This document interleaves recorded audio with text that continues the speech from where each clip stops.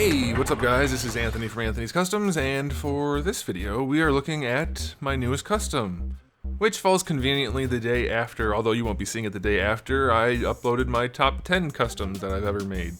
And I realized there's really no point in me having it spin around in the beginning, because there's nothing really to see on the back. I mean, sometimes there might be, but for this guy it's just more blue suit.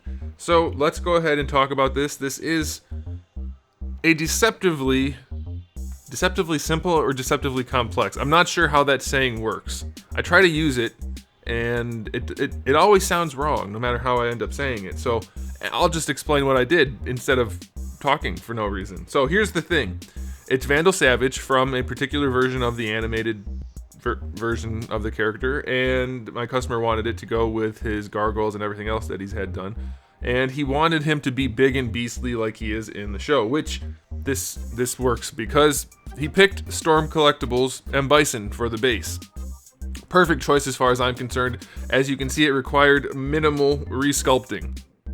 Unfortunately, the way Storm makes their figures, we have a lot of soft plastic, especially in the torso, so there wasn't a whole lot of resculpting we could do there or down here. So normally you would have like a little flare out before his skirt thingy splits, his jacket splits, and normally I'd give him more of a neck. But, you know, I can't add sculpt on top of those flexible pieces, so we've said it was perfectly fine the way it was. You know, a little bit of sacrifice is worth it. And I mean, it still looks, I mean, as far as I'm concerned, and he agrees, and he decided to go with this because he thought so, it still looks awesome, and it's still a very accurate representation of this character.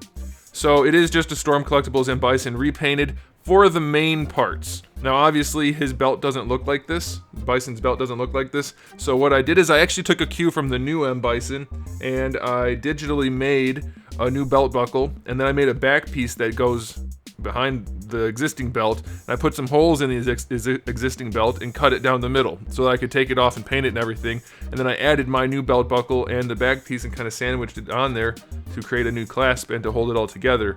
So that's how I did that. I mean, I guess that's it. There's not much more to say. It's a couple extra pieces of material there, but it holds the belt together and it gives him the exactly accurate belt buckle. So my goal with this guy was make it as official looking as possible. So I did everything, all of the work on this figure that is required for new sculpting or anything like that was made digitally. I made new gauntlets for him because obviously M.Bison had the big metal gauntlets and this guy needed gloves, so I sculpted new gauntlets which are actually made to look like gloves rather than metal things. And I sculpted the belt buckle, and I sculpted these little nubbins. I sculpted the head all digitally and then printed them out and put them on this figure, and then I repainted out everything obviously. So it's a 100% fresh head sculpt, new gauntlets, new nubbins, and new belt, and then the paint job. And obviously I had to make the head fit. So there's a little bit of traditional sculpting in there just to get the head to fit onto the body because, like I said, Bison has no neck, so I had to do a little bit of tweaking there. But it worked out okay. And then just a whole lot of paint. I did it all with airbrush, except for like the detail stuff. You know, I didn't paint these red lines with the airbrush or the gold. But I painted all the blue with an airbrush, and then I did some shading with an airbrush to keep it really subtle. Needed it to be very subtle. I hate it when people use airbrushes and then everything comes out looking like a zebra, because it's easy to be like, this looks awesome, I'm using an airbrush and the shading is fantastic, and then you get it done and the shading is just like through the roof, crazy levels of saturation. It just looks weird, and I don't like that. So I wanted to go very subtle, especially since it's so dark. I didn't want the black shading on him to be like, I didn't want it to look stripy, because then we had to end up with black stripes on him.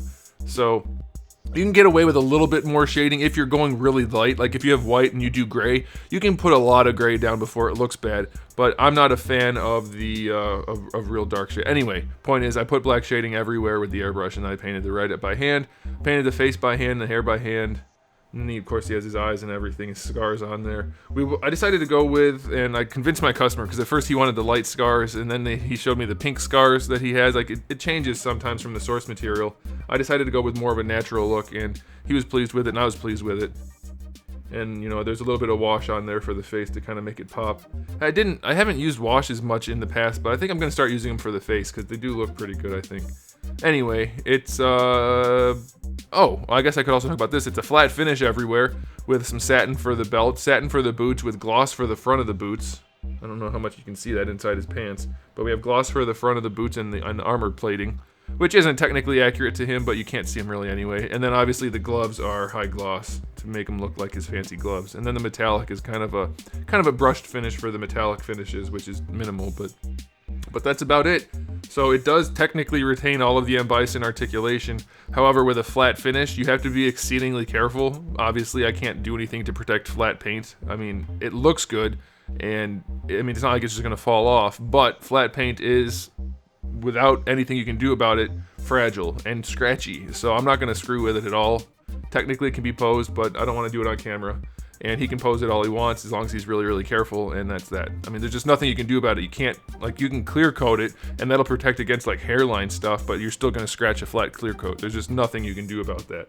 So, that's that. I'm not going to pose it around or anything. You're going to see it like this, and it's going to ship like this, other than I'll straighten the arm out, and then he can pose it, and yes, it is posable, and he'll be able to do what he wants with it, but I would not recommend, you know, you don't bash your flat painted figures around. These are high-end collectibles, not bath time toys. So I'm pleased with it. I love the flat finish, and I wish I could do flat finishes on everything, especially when you have the pops of like satin or gloss. I just love that. Okay, well there it is. There's my Vandal Savage built on the Storm M.Bison. By the way, Storm figures, love them. Not fun to work on as a custom. They are not great for taking apart and putting back together with so many flexible parts, and even if you use really good paint, flexing it a whole bunch is not recommended. So yeah, do it at your own risk if you're out there making your own customs, but we got it done. It's here, and it turned out okay. So there it is, guys. Thanks for watching. Let me know what you think about this in the comment section below. Unless you have something mean to say, then don't, because it'll hurt my feelings. And otherwise, give the video a thumbs up. I'd really appreciate that. It helps out a whole bunch. Honestly, it helps if you give it a thumbs down too. So if you really hate this, then you know what to do. I'd rather you liked it, but hey, what am I going to do? I can't please everybody. Also, subscribe if you want to, because we have new videos out just about every single day. Thousands of videos are already on the channel, and we have snacks. So there it is, guys. Do all that fun stuff, and in the meantime, keep collecting.